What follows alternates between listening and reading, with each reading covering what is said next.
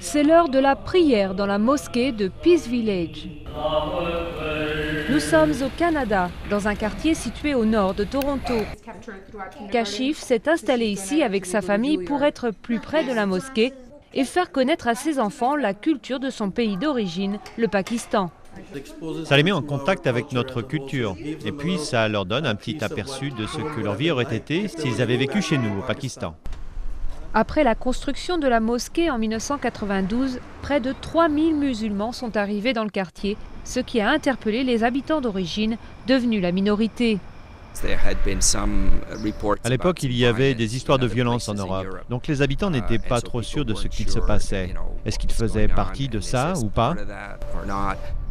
Aujourd'hui, Peace Village, le village de la paix, porte bien son nom, mais c'est grâce tout de même à quelques concessions.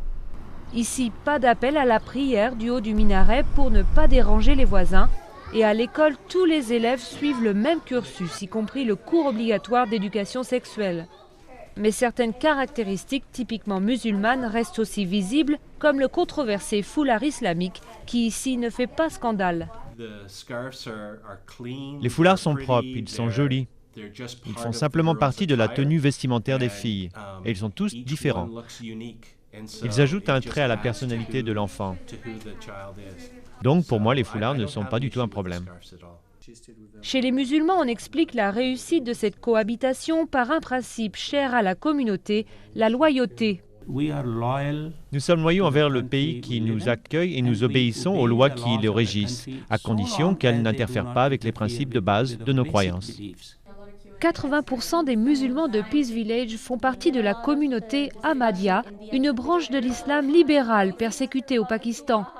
Au Canada, elle vit en paix dans un pays qui, avec 20% d'immigrés et 200 origines ethniques déclarées, a tout intérêt à ce que chacun trouve sa place.